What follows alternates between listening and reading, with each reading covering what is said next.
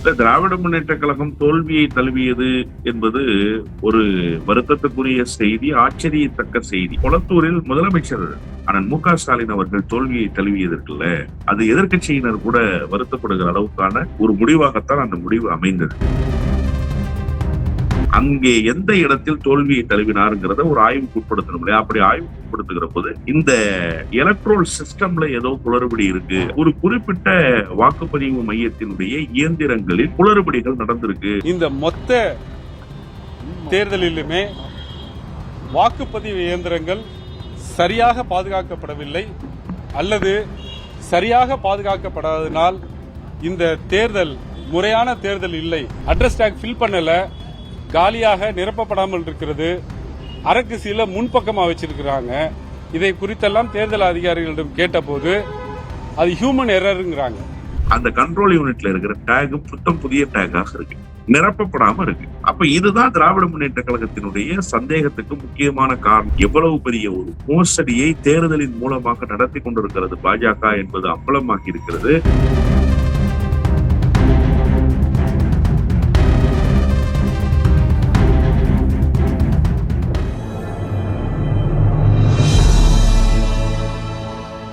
Tamil news நேர்களுக்கு வணக்கம். இன்றைய நேர்காணலில் நம்மோடு இருந்திருப்பவர் திராவிட வெற்றி கழகத்தினுடைய முதன்மை செயலாளர் திரு வல்லம் பஷீர் அவர்கள். சார் வணக்கம்.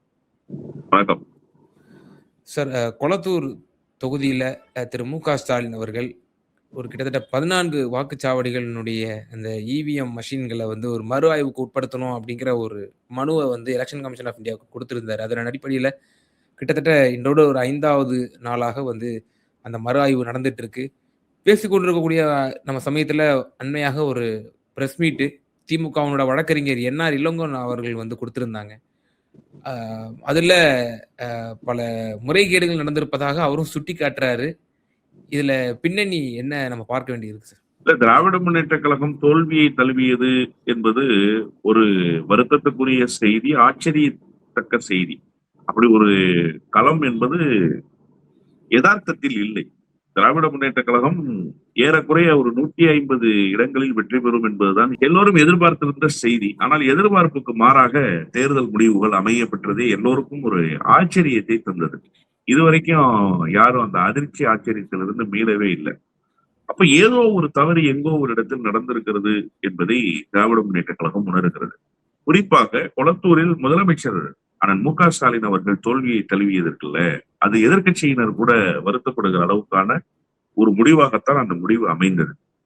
அந்த தொகுதியை அங்குலம் அங்குலமாக செதுக்கியவர், அந்த தொகுதியை வளர்ச்சியினுடைய பாதைக்கு 100 விழுக்காடு அழைத்து சென்றவர் என்கிற பெருமைக்குரிய இடத்தை பெற்ற அண்ணன் மு.க.ஸ்டாலின் அவர்கள் அங்கே எந்த இடத்தில் தோல்வியை தழுவினாருங்கிறத ஒரு ஆய்வுக்கு உட்படுத்தணும் இல்லையா? அப்படி ஆய்வுக்கு உட்படுத்துகிற போது இந்த எலக்ட்ரோல் சிஸ்டம்ல ஏதோ குளறுபடி இருக்கு அப்படிங்கறத திராவிட முன்னேற்ற கழகம் உணர்ந்து அதை சரிபார்க்க வேண்டும் என்கிற கோரிக்கையை வைக்குது. கடந்த 3-4 நாட்களாக அது சரிபார்க்கப்பட்டு கொண்டே வருகிறது. இன்றைக்கு என்ன செய்தி அப்படின்னா, ஒரு குறிப்பிட்ட வாக்குப்பதிவு மையத்தினுடைய இயந்திரங்களில் குளறுபடிகள் நடந்திருக்கு அப்படிங்கிறத மரியாதைக்குரிய வழக்கறிஞர் அண்ணன் என்ஆர் இளங்கோ அவர்கள் பத்திரிகையாளர்களிடத்துல சொல்றாரு. அதுல அவர் குறிப்பிடுகிற செய்தியில் மிக முக்கியமான செய்தி என்ன அப்படின்னா, 3 பேலட் யூனிட், 36 வேட்பாளர்கள் களத்திலே நின்றிருக்கிறார்கள். 3 பேலட் யூனிட், ஒரு கண்ட்ரோல் யூனிட். அப்ப அந்த 3 பேலட் யூனிட்டும் ஒரு கண்ட்ரோல் யூனிட்டும் வாக்குப்பதிவு நிறைவு பெற்றதற்கு பிறகு சீல் வைக்கப்பட்டு ஒரு அட்ரஸ் கார்டு போடுவாங்க. அப்ப அந்த அட்ரஸ் கார்டுல இது எந்த பூத் நம்பரு, தொகுதியினுடைய எண் என்ன, ஒவ்வொரு தொகுதிக்கும் ஒவ்வொரு எண் இருக்கு இல்லையா, அந்த தொகுதியினுடைய எண் என்ன, யார் அதிகாரியோ அந்த அதிகாரி கையொப்பமிட்டு சீல் வச்சிருவாங்க. அப்ப இந்த 3 பேலட்டையும் சீல் வைக்கணும் அப்படின்னா 6 சீல் வைக்கணும். ஏன் 6 சீல் அப்படின்னா, அதுக்கு 2 பக்கமும் லாக் இருக்கு. அப்ப அந்த 2 லாக்கையும் போட்டு 3x2 6ங்கிற விதத்துல சீல் வச்சு அந்த அட்ரஸ் கார்டு 6 அட்ரஸ் கார்டு போட்டு பிளஸ் அந்த கண்ட்ரோல் யூனிட் ஒண்ணு இருக்கு, அந்த கண்ட்ரோல் யூனிட்ல ஒரு அட்ரஸ் கார்டும் ஒரு சீலும் வைக்கணும். இப்ப இந்த பேலட் யூனிட் கவுண்ட்டுக்கு போகாது. கவுண்ட்டுக்கு போறது கண்ட்ரோல் யூனிட் மட்டும் தான் போகும். அப்ப கண்ட்ரோல் யூனிட்டினுடைய அந்த சீலை ஓபன் பண்ணுவாங்க. ஓபன் பண்ணி தான் அதுல எத்தனை வாக்குகள் பதிவாகிருக்குன்னு சொல்லி வாக்கு எண்ணிக்கை முகவர்களுக்கு முன்பாக, அதாவது அங்கீகரிக்கப்பட்ட அரசியல் கட்சி, அங்கீகரிக்கப்படாத அரசியல் கட்சி, போட்டியிட்ட அத்தனை வேட்பாளர்களுடைய வாக்கு எண்ணிக்கை முகவர்களும் அங்க இருப்பாங்க. ஆள் இருந்தா இருப்பாங்க. ஆள் இல்லைன்னா இருக்க மாட்டாங்க. அப்போ அங்க இருக்கக்கூடியவர்கள் இடத்துல அதை காட்டி அந்த வாக்கு எண்ணிக்கைய நடத்துவாங்க. அப்ப அந்த சீலை ஓபன் பண்ணிடுறாங்க இல்லையா? வாக்கு எண்ணிக்கை முடிஞ்சிருச்சு. முடிஞ்ச பிறகு மீண்டும் என்ன செய்வாங்க அப்படின்னா, மறுபடியும் சீல் வைப்பாங்க. மறுபடியும் சீல் வச்சு அட்ரஸ் கார்டு போட்டு அதை கொண்டு போய் பாதுகாப்பா வச்சிருவாங்க. இப்போ ஏற்கனவே வைக்கப்பட்ட சீல் தேர்தல் முடிஞ்சு எத்தனை நாள் ஆச்சுன்னு நீங்க கணக்கிட்டுக்கங்க. வாக்கு எண்ணிக்கையின் போது அதை ஒரு முறை பிரிச்சிருக்காங்க. அது எத்தனை நாட்கள் ஆச்சுன்னு நீங்க கணக்கிட்டுக்கங்க. வாக்கு எண்ணிக்கை முடிந்ததற்கு பிறகு மீண்டும் சீல் வச்சிருக்காங்க. இப்போ இதெல்லாம் நடந்து முடிஞ்சதற்கு பிறகு இன்றைக்கு ஒரு சந்தேகத்தின் அடிப்படையில் திராவிட முன்னேற்ற கழகம் கோரியதால் அந்த சந்தேகத்தை தீர்த்து வைப்பதற்காக அந்த கண்ட்ரோல் யூனிட்டை கொண்டு வந்து இங்க வைக்கிறாங்க அப்படின்னா, அந்த கண்ட்ரோல் யூனிட்ல இருக்கிற டேக் புத்தம் புதிய டேக்காக இருக்கு, நிரப்பப்படாம இருக்கு. அப்ப இதுதான் திராவிட முன்னேற்ற கழகத்தினுடைய சந்தேகத்துக்கு முக்கியமான காரணம்னு இன்னைக்கு அண்ணன் என்ஆர் இளங்கோ சொல்றாரு. இத நேரடியாகவே தேர்தல் ஆணையத்தினுடைய அதிகாரிகள்கிட்ட கேட்கும்போது அவங்க என்ன சொல்லிடுறாங்க, இது வந்து ஒரு ஹியூமன் எரரு, அதனாலதான் வந்து அப்படி நடந்திருக்கு அப்படின்னா, சார் ஒரு முதலமைச்சர் தோல்வியை தழுவி இருக்காரு. அந்த தோல்வி ஒன்றும் சாதாரணமான விஷயம் இல்ல. தமிழ்நாட்டை கொந்தளிக்க செய்யத்தக்க தோல்வி அந்த தோல்வி. அப்போ நீங்க வந்து இந்த இவிஎம் மிஷினை எப்படி ஹேண்டில் பண்ணிருக்கீங்கன்னா, ஹியூமன் எரரோட ஹேண்டில் பண்ணிருக்கீங்கன்னா, தேர்தல் என்ன விளையாட்டு காரியமா? நீங்க எரரோட ஹேண்டில் பண்றதுக்கு அது எப்படி ஹியூமன் எரர்னு சொல்லி நீங்க கடந்துட முடியும்? என்ன ஹியூமன் எரர்ன்ற விளக்கத்தை தேர்தல் ஆணையம் சொல்லி ஆகணும்ல. அப்போ எந்த சந்தேகத்தை திராவிட முன்னேற்ற கழகம் கிளப்பியதோ அந்த சந்தேகம் இன்றைக்கு பட்டவர்த்தனமாக உறுதி செய்யப்பட்டிருக்கு என்றுதான் நான் புரிந்து கொள்கிறேன். இதுல ரொம்ப முக்கியமான செய்தி என்ன அப்படின்னு சொன்னா, ஹியூமன் எரருங்கிறது எந்த இடத்துல சீல் பண்ற இடத்துல வந்துருச்சு அப்படின்னே வச்சுக்கோம். ஆனா என்ஆர் இளங்கோ இன்னொரு முக்கியமான செய்தியை சொல்றாரு, அந்த டேக் நிரப்பப்படாமலே இருந்ததுன்றாரு. அப்ப நிரப்பப்படாமலே இருக்க அந்த டேக்னா ஏற்கனவே வைக்கப்பட்ட அந்த அட்ரஸ் டேக அப்புறப்படுத்தி விட்டு புதிய டேக் போட்டிருக்கிறாங்க அப்படின்றதுதான் இதுல இருந்து ஊர்ஜிதமாகக்கூடிய செய்தி. அப்ப இதுல என்ன மேனிபுலேஷன் நடந்தது? இப்ப பார்க்க வேண்டியது என்னன்னா, அந்த குறிப்பிட்ட 157வது பூத் சொல்றாங்க இல்லையா, அந்த 157வது பூத்துல விஜய் எத்தனை ஓட்டுகளை பெற்றாரு, அண்ணன் மு.க. ஸ்டாலின் எத்தனை ஓட்டுகளை பெற்றார்? நான் சொல்றது வி.எஸ். பாபு வேட்பாளரை சொல்றேன். ஆமா, அதான் விஜய்னா வி.எஸ். பாபு, நீங்க அப்படி புரிஞ்சுக்கங்க. கட்சி தாவேகா எவ்வளவு வெற்றி பெற்றது, திமுக எவ்வளவு பெற்றது அப்படிங்கறத கணக்கிடணும். இப்போ அதுல தாவேகா பெற்ற வாக்குகள்ல என்ன மேனிபுலேஷன் நடந்திருக்கு? ஏன்னா அவங்களுக்கு சந்தேகம் வர வேண்டிய அவசியம் இல்லை. அவங்களுக்கு இந்த வெற்றி தான் சந்தேகத்தை தரணுமே தவிர இந்த வெற்றி எப்படி வந்ததுன்னு சந்தேகத்தை தரக்கூடாது. இப்ப சந்தேகப்பட வேண்டிய இடத்துல யார் இருக்கான்னா திராவிட முன்னேற்ற கழகம் இருக்கு. இப்ப இதை சரி செய்து பார்க்கிற போது ஏறக்குறைய கொளத்தூர் தொகுதி முழுமைக்கும் இத்தகைய நடவடிக்கைகள் நடந்திருக்கின்றன என்கிற ஒரு அதிர்ச்சிக்குரிய தகவல்கள் வெளிப்படுகிறது என்பதுதான் வருத்தத்துக்குரிய செய்தி. இதுல திட்டமிட்டு என்ன செய்யறாங்கன்னா, மம்தா பானர்ஜி தோல்வியை தழுவுகிறார் இல்லையா, அண்ணன் மு.க. ஸ்டாலின் தோல்வியை தழுவுகிறார். அப்போ பாரதிய ஜனதா கட்சியை எதிர்க்கக்கூடிய கடுமையாக களத்தில் நிற்கக்கூடிய மாநில கட்சிகளினுடைய தலைவர்கள், குறிப்பாக முன்னாள் முதலமைச்சர்கள் ஒரு மோசமான இடத்துக்கு அரசியல் ரீதியாக தள்ளப்படுவதற்கு இந்த இவிஎம் என்கிற இந்த ஒட்டுமொத்த சிஸ்டமும் பயன்பட்டிருக்கு அப்படின்னு சொன்னா, எவ்வளவு பெரிய ஒரு மோசடியை தேர்தலின் மூலமாக நடத்தி கொண்டிருக்கிறது பாஜக என்பது அம்பலமாகி இருக்கிறது. கொளத்தூர் தொகுதி இப்போது ஒரு வருத்தத்துக்குரிய செய்தியை உள்வாங்கிக் கொண்டே வருகிறது. இந்த 2-3 நாட்களாக இன்றைக்கு அண்ணன் என்ஆர் இளங்கோ சொல்லி இருக்கக்கூடிய செய்தியை தேர்தல் ஆணையம் அவ்வளவு எளிதாக கடந்து விட முடியாது. நிச்சயமாக நீதிமன்றத்துக்கு திராவிட முன்னேற்ற கழகம் போகும் என்று நான் உறுதியாக நம்புகிறேன். ஒரு இறுதி தீர்ப்பை இந்த விவகாரத்தில் அது தள்ளி கூட போகலாம். அண்ணன் அப்பாவுக்கு நடந்தது மாதிரி கூட அவர் சபாநாயகராகி அதுக்கப்புறம் அவர் அந்த பொறுப்புல இருந்து கீழே இறங்கியதற்கு பிறகு கூட தீர்ப்பு வரலாம். ஆனால் 2 தேர்தல்கள் 10 ஆண்டு. ஆமா, இப்ப இந்த இவிஎம் என்கிற இந்த சிஸ்டத்தின் மூலமாக மாநிலத்தினுடைய தலைவர்கள், அதாவது குறிப்பா வீழ்த்த முடியாத ஒரு இயக்கத்தினுடைய தலைவர்களாக இருக்கக்கூடியவர்கள் எப்படி வந்து வீழ்த்தப்பட்டார்கள் என்கிற செய்தி வரலாற்றிற்கு பதிவு செய்யப்பட வேண்டும். அதை திராவிட முன்னேற்ற கழகம் உறுதியாக செய்யும். இந்த இவிஎம் என்பது ஒரு மிகப்பெரிய மோசடி என்றுதான் நான் புரிந்து கொள்கிறேன். ஆனா சார், இப்ப எதிர்க்கட்சிகள் பொதுவா வந்து ஜெயிச்சா ஒரு மாதிரியான ஒரு அணுகுமுறையும், தோற்றால் இவிஎம்ஐ படித்து பேசுவதும் அப்படிங்கிற ஒரு விமர்சனம் தொடர்ந்து இத வந்து முன்வைக்கப்படுது. மற்றொன்று இவிஎம்ஐ வந்து டெக்னிக்கலா வந்து விமர்சனம் செய்யக்கூடியவர்கள் என்ன சொல்றாங்க அப்படின்னா, நம்ம வந்து இப்ப உதாரணத்துக்கு இந்த பெரிய கருப்பன் அவர்களோட விவகாரமாக இருந்தாலும் சரி, அவர் ஒரு ஓட்டுல வந்து தோத்தாரு தாவேகா வேட்பாளர்ட்ட. அப்போ அவரும் கூட நீதிமன்றத்துல நீங்க 100% விவிபேட்டை என்ன சொல்லுங்க, நீங்க மறு வாக்கு எண்ணிக்கை மட்டும் போதாது அப்படிங்கிற ஒரு கோரிக்கையை டாக்டர் பொன்ராஜ் அவர்கள் தொடர்ந்து இந்த இவிஎம்ஐ வந்து டெக்னிக்கலாக தொடர்ந்து குற்றச்சாட்டை வைக்கக்கூடியவர். அவர் திராவிட முன்னேற்ற கழகத்திற்கு நேரடியாகவே இப்படிப்பட்ட ஒரு அறிவுறுத்தலை வழங்கினார் என்பது குறிப்பிடத்தக்கது.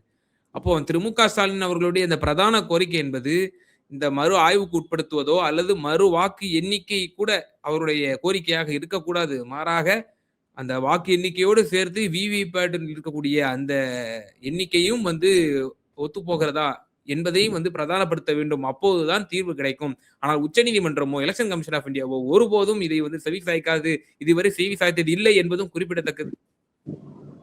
அதாவது தோல்வி வருகிற போது பெரிய கட்சிகள் இந்த தேர்தல் முறைகேடு குறித்து கேள்வி எழுப்புகிறது, அது குறித்து விசாரணை வேண்டும் என்று கூறுகிறது. ஆனால் தேர்தல் வெற்றி வருகிற போது அது குறித்து அவர்கள் பேசுவதே இல்லை என்கிற குற்றச்சாட்டை நான் 100 விழுக்காடு ஏற்கிறேன். அதுல ஒன்றும் மாறுபட்ட கருத்து இல்லை. இதுல திமுகவும் சேர்த்தே சொல்றேன். இப்ப இந்த இவிஎம் சிஸ்டத்துக்குள்ள தவறு இருக்கான்னா 100% தவறு இருக்கு. நான் ஒரே ஒரு செய்தியை மட்டும் சுட்டி காட்டுறேன். மறைந்த வெற்றிவேல் தமாகவுல மூப்பனாரோடு இருந்தார், அதன் பிறகு அதிமுகவுக்கு வந்தார், அதன் பிறகு சசிகலா அம்மையாரோடு போய் கடைசியில டிடிவி தினகரன்ட்ட இருந்தார். அவர் ஒரு கேள்வியை அவருடைய மறைவுக்கு பிறகு பிரதானமான ஒரு தொலைக்காட்சியில கேட்டார். நான் தோல்வி அடைஞ்சிட்டேங்க, வெற்றி தோல்வி சகஜம்தான், நான் வருத்தப்படல, ஏன் வார்டுல நான் 0 ஓட்டு வாங்கியிருக்கேன்னு இந்த எலெக்ஷன் சிஸ்டம் சொல்லுது, எலக்ட்ரோல் சிஸ்டம் சொல்லுது. எனக்கு இருக்கிற ஒரே சந்தேகம், என் மனைவி எனக்கு ஓட்டு போடல, நான் புரிஞ்சுக்கிறேன். என் மீது இருக்கிற கோபத்துல எனக்கு அவங்க ஓட்டு போடல, என்னுடைய பிள்ளைகள் ஓட்டு போடல, மருமகன் மருமகள்கள் ஓட்டு போடல, அது எனக்கு புரியுது, நானுமா ஓட்டு போடல எனக்கு அப்படின்னு அவர் கேட்டார். இந்த கேள்வியை நீங்க வந்து ரொம்ப நுட்பமாக உள்வாங்கணும். ஒரு வேட்பாளரே தனக்கு ஓட்டு போட்டுக்காம போயிட்டாரா, அங்க எப்படி அவருடைய வார்டுல 0 ஓட்டு வரும்? அவருக்கு ஓட்டு போட்டிருக்கணும்ல சார், அந்த ஓட்டு அதுல பதிவாயிருக்கணும்ல சார், அது ஏன் இல்லை அப்படின்றதுதான் அவர் எழுப்பிய கேள்வி. இப்ப இப்படியே இந்த எலக்ட்ரோல் சிஸ்டத்துக்குள்ள வந்துருங்க. மார்க் போலிங்னு ஒண்ணு இருக்கு சார். அதாவது இந்த இயந்திரம் ஒழுங்கா முறையா வேலை செய்தா அப்படிங்கிறத காலையில 7 மணிக்கு வாக்குப்பதிவு தொடங்குது அப்படின்னு சொன்னா 6:15 மணிக்கெல்லாம் அதிகாரிகள் வந்துருவாங்க, அந்த பூத் ஏஜென்ட்ஸ் அங்க போயிடுவாங்க, அந்த மார்க் போலிங்னு ஒண்ணு பண்ணி பார்ப்பாங்க. உதயசூரியன் சின்னம்னா கரெக்டா உதயசூரியன்ல ஒரு முறை பிரஸ் பண்ணீங்கன்னா அது உதயசூரியன்ல பதிவாகுதா வாக்கு, இரட்டை இலைனா இரட்டை இலையில பதிவாகுதான்னு. இப்ப இதை ரிவர்ஸ் பண்ணுவாங்க. ஒரு 30 ஓட்டு 35 ஓட்டு மார்க் போலிங் ஓட்டு பதிவாகுது அப்படின்னா இதை ரிவர்ஸ் பண்ணி 0 பண்ணி கொண்டு வரணும். இப்ப இந்த 0 பண்ணி கொண்டு வந்த பிறகு அதுல எத்தனை ஓட்டுகள் பதிவாகி இருக்கு அப்படிங்கிறத நீங்க வந்து என்ன பண்ணுவாங்கன்னா அந்த பூத் ஏஜென்ட் குறிப்பெடுப்பாங்க. இத்தனை மணிக்கு க்ளோசிங், இத்தனை ஓட்டு பதிவாகிருக்குன்னு சொல்லி கவுண்டிங்க்கு வரணும்.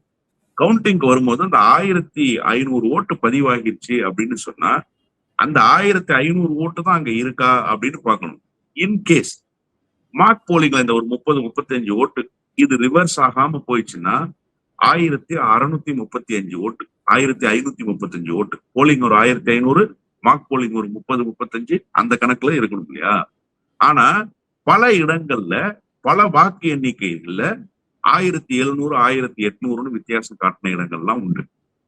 அது குறித்தெல்லாம் தேர்தலில் போட்டியிட்டு வெற்றியை தழுவுகிற கட்சிகள் பெருசா கேள்வி கேட்கறது இல்ல. கூடுதல் வாக்குகள் வித்தியாசத்தில் வெற்றி பெறுகிற தோல்வி அடைகிற கட்சிகள் கேள்வி கேட்கறது இல்ல. இப்ப ஒண்ணும் இல்ல, தேமுதிக சார்பில் நல்ல தம்பி போட்டியிட்டாரு திருவள்ளூர் நாடாளுமன்ற தொகுதிக்கு. அதே மாதிரி திமுக காங்கிரஸ் கூட்டணி சார்பில் சசிகாந்த் செந்தில் போட்டியிட்டாரு. அங்க வாக்குகள் காணா போயிடுச்சு, ஆயிரக்கணக்கான வாக்குகள் காணா போச்சு. அது குறித்து காங்கிரஸ் ஏன் கேள்வியே எழுப்பல? கூடுதலான வாக்குகளை பெற்று அவர் வெற்றி பெற்றார். ஒருவேளை 10,000 ஓட்டுல தோல்வியை தழுவி இருந்தார்னா இத காங்கிரஸ் கட்சி கையில எடுக்கும் தானே. அப்போ வெற்றி என்பதற்காக இந்த விவகாரத்தை பேசாமல் நழுவி செல்வதும், வெற்றி பெற்று விட்டால் இந்த விவகாரம் குறித்து கருத்து தெரிவிக்காமல் இருப்பதும் ஜனநாயகத்துக்கு ஆகப்பெரிய கேடு என்றுதான் நான் புரிந்து கொள்கிறேன். அப்போ இந்த சிஸ்டம் வந்து 100% பர்ஃபெக்டா இல்ல. இந்த சிஸ்டத்துல பல குளறுபடிகள் இருக்கு சார். வளர்ந்த நாடுகள் என்று சொல்லப்படுகிற நாடுகளே இன்னும் அந்த பழைய சிஸ்டத்துல தான் சார் இருக்காங்க. வாக்குச்சீட்டுல தான் இன்னமும் இருக்காங்க. அதிபர் தேர்தல்னா ஒரே நாள்ல நடந்து ஒரே நாள்ல முடியுதா? மாகாணமாக எண்ணப்படுகிறது. அப்போ வளர்ந்த நாடுகளே வந்து அப்படி இருக்கிற போது நீங்க ஏன் வந்து இந்த புதிய எலக்ட்ரோல் சிஸ்டம், இந்த எலக்ட்ரோல் சிஸ்டம் வந்ததுல இருந்து பாரதிய ஜனதா கட்சியினுடைய வெற்றியும் பாரதிய ஜனதா கட்சியினுடைய வளர்ச்சியும் நீங்க கணக்குல கொள்ளுங்க. வேற ஒண்ணுமே நீங்க செய்ய வேணாம். இந்த இவிஎம் சிஸ்டம் வந்திருக்கு இல்லையா, இந்த சிஸ்டம் வந்ததற்கு பிறகு பாரதிய ஜனதா கட்சியுடைய வளர்ச்சி, பாரதிய ஜனதா கட்சி பெறுகிற வெற்றி, இவற்றை கணக்கில் கொண்டாலே இந்த சிஸ்டம் யாருக்கு பயன்படுது, இது எவ்வளவு பெரிய ஒரு மோசடி என்பது இந்த நாட்டு மக்களுக்கு தெரிய வரும். காங்கிரஸ் போன்ற தேசிய அளவில் இருக்கிற கட்சிகளும் இதை அவ்வப்போது பேசுவதும் அவ்வப்போது பேசாமல் தவிர்ப்பதும், திமுக திரிணாமுல் காங்கிரஸ் போன்ற கட்சிகளும் இதை தேவைப்படுகிற போது பேசுவதும் தேவைப்படுகிற போது பேசாமல் இருப்பதும் ஜனநாயகத்துக்கு மிகப்பெரிய ஆபத்து. உண்மையிலேயே இந்த என்டையர் சிஸ்டம் அழித்தொழிக்கப்பட வேண்டும். என்டையர் சிஸ்டம் ஒழிக்கப்படணும். அதுல ஒண்ணும் மாறுபட்ட கருத்து இல்லை. இந்த சிஸ்டத்தை ஒழிச்சா மட்டும்தான் உண்மையான வாக்குப்பதிவு, உண்மையான தேர்தல், ஜனநாயகத்தின் மீது நம்பிக்கை கொண்டோர் அந்த நம்பிக்கையை அப்படியே தக்க வைத்துக் கொள்வதற்கான தேர்தலாக அது நடைபெறும். இல்லை என்று சொன்னால் இப்படியான மோசடிகள் தொடரும் என்றுதான் நான் பார்க்கிறேன். இறுதி என்ன ஒரே ஒரு கேள்விதான். காங்கிரஸ் கட்சியினுடைய மூத்த தலைவர் திரு கார்த்திக் சிதம்பரம் அவர்கள் கொடுத்த அந்த பேட்டி தான் ஒன்று இப்போது நினைவுக்கு வருது. நாங்களும் இதே இவிஎம் வச்சு தான் ஜெயிச்சோம், இதே இவிஎம் வச்சு தான் பல மாநிலங்களை தோத்தோம், 2014 இதே இவிஎம்ல தான் நாங்களும் தோற்றோம், அதனால இது மேனிபுலேட் செய்ய முடியாது அப்படிங்கிற மாதிரி அவர் ஒரு முன்னாள் ஆளுங்கட்சி, மத்தியில் ஆண்ட கட்சி அப்படிங்கிற அடிப்படையில் அவர் ஒரு விஷயத்த சொல்றாரு. இதை எப்படி நம்ம பாக்குறது? காங்கிரஸ் கட்சியிலிருந்தும் இப்படிப்பட்ட குரல்கள் வருது. நிறைவான கருத்து. லேர்னருக்கும் இன்டெலெக்சுவலுக்கும் வித்தியாசம் இருக்குன்னு அம்பேத்கர் சொல்லியிருக்காரு. கல்வி கற்றவன் எல்லாம் அறிவு ஜீவி அல்ல அப்படின்னு. அதுக்கு யார் உதாரணம்னா, தலை சிறந்த உதாரணம் கார்த்திக் சிதம்பரம் தான். எந்தெந்த ஊருக்கோ பல்கலைக்கழகங்களுக்கெல்லாம் போய் என்னென்னவோ பட்டங்கள் எல்லாம் வாங்கிட்டு இருந்திருக்காரு. ஹி இஸ் ஜஸ்ட் லேர்னர், கல்வி கற்றவர், அவர் அறிவு ஜீவி அல்ல. நான் ஒரே ஒரு கேள்விதான் கேட்கிறேன். தமிழ்நாட்டில் நான் ஒரு உதாரணத்தை சொல்றேன், அதுவும் காங்கிரஸ் கட்சி போட்டியிட்டு வெற்றி பெற்ற தொகுதியில உதாரணத்தை சொல்றேன். திருவள்ளூர் தொகுதியில கார்த்திக் சிதம்பரத்துல மைக்க நீட்டுங்க சார் மைக்க. இதுக்கு என்ன கார்த்திக் சிதம்பரம் பதில் சொல்றாரு? அப்ப சசிகாந்த் செந்தில் வெற்றி பெற்றது லட்சக்கணக்கான வாக்குகள் வித்தியாசத்துல, ஒருவேளை ஆயிரக்கணக்கான வாக்கு வித்தியாசத்துல தோல்வியை தழுவி இருந்தா அங்க நிலைமை என்னவாக மாறிடும்? அல்லது தேமுதிகவுக்கும் காங்கிரஸுக்கும் சில ஆயிரம் ஓட்டுகள் தான் வித்தியாசம்னா நிலைமை என்னவாக மாறிடும்? யோசிச்சு பாருங்க. அப்போ நம்ம மாநிலத்துக்குள்ளேயே, நம்ம அருகாமையில இருக்கிற தொகுதியிலேயே, இந்த கார்த்திக் சிதம்பரம் பேசுற காங்கிரஸ் கட்சி போட்டியிட்ட தொகுதியிலேயே இவ்வளவு பெரிய பித்தலாட்டத்தை இந்த தேர்தல் முறைகேடு மூலமாக, இந்த தேர்தல் முறைகேடாக நடைபெறுகிறது என்பதற்கு சாட்சி பகிர்கிற இந்த எலக்ட்ரோல் சிஸ்டம் மூலமாக செய்திருக்கிறாங்க அப்படின்னா, இப்ப கார்த்திக் சிதம்பரம் என்ன சொல்ல வர்றாருன்னு நான் கேட்கிறேன். என்ன சார் சொல்ல வர்றாரு? அவரோட பதில் என்ன பதில்? அதனால கார்த்திக் சிதம்பரம் சொல்கிறார் காங்கிரஸ் கட்சியிலே அப்படி குரல் இருக்குன்னா, காங்கிரஸ் கட்சி அழித்தொழிக்கப்பட வேண்டிய கட்சின்னு நான் சொல்றேன். இதனாலதான். அதுக்கு காரணம் என்ன? ராகுல் காந்தி பாரத் ஜோடோ யாத்திரான்னு யாத்திரை கிளம்புறாரு, நடந்து போக போறாரு. நம்மால் எங்க இருந்தாரு? அப்பச்சி, சின்ன அப்பச்சி விருதுநகர்ல உட்காந்து பரோட்டா சாப்பிட்டுட்டு இருந்தாரு இல்லையா? ஒரு தலைவர் நடைபயணம் போகிற போது அந்த தலைவரோடு கலந்து கொள்ள வேண்டியவர் பரோட்டா சாப்பிட்டுட்டு அதை பேஸ்புக்லயும் ட்விட்டர்லயும், அன்னைக்கு இருந்த ட்விட்டர் இன்னைக்கு இருக்கிற எக்ஸ்ல எடுத்து பதிவு போடுறாருன்னா, இவர் எப்படிப்பட்ட ஆளாக இருப்பாரு? இப்படிப்பட்டவர்களுடைய குரல் தான் காங்கிரஸ் கட்சியினுடைய குரல் தான். காங்கிரஸ் நாசமா போகட்டும்ன்ற நான். காங்கிரஸ் எதுக்குன்றேன். கார்த்திக் சிதம்பரங்களால் காங்கிரஸ் நிறைந்திருக்கும்னா காங்கிரஸ் போயிட்டுங்கிறேன். வேணாக்கா, கார்த்திக் சிதம்பரங்களும் அவர்கள் சொல்லுகிறார்கள் காங்கிரஸ் கட்சியிலேயே ஒரு ஆதரவு இருக்கு என்பதற்காக இந்த சிஸ்டத்தை ஏத்துக்கணுமான்னா காங்கிரஸே நாங்க ஏற்கலாம். அப்புறம் காங்கிரஸ்ல சில பேர் சொல்றதை நாங்க ஏற்போமா? அப்படிலாம் ஒண்ணும் இல்லை. இந்த எலக்ட்ரோல் சிஸ்டம் என்பது உண்மையிலேயே ஜனநாயகத்தை படுகொலியில் தள்ளுகிற சிஸ்டமாக இருக்கு. இது ஒரு நம்பிக்கைக்குரிய சிஸ்டமாக இல்லை. இந்த மெத்தடே முதல்ல ஜனநாயகத்துக்கு மிகப்பெரிய சவால் விடுக்கிற, யாரோ ஒருவருக்கு ஏதோ ஒரு வகையில் துணை போகிற மெத்தடா இருக்கு. அதனால இந்த மெத்தட் அழித்தொழிக்கப்பட்டு மற்ற நாடுகளில் எந்த முறை வாக்குச்சீட்டு முறை பின்பற்றப்படுகிறதோ அதே வாக்குச்சீட்டு முறையில் தான் இந்தியாவிலும் தேர்தல் நடைபெற வேண்டும் என்பதுதான் என்னை போன்றவர்களுடைய கருத்து. நிச்சயமா சார். பல்வேறு விவகாரங்கள்ல எங்க நேயர்களுக்கு ரொம்ப தெளிவா உங்களோட கருத்துக்களை பகிர்ந்தீங்க. மிகுந்த நன்றி.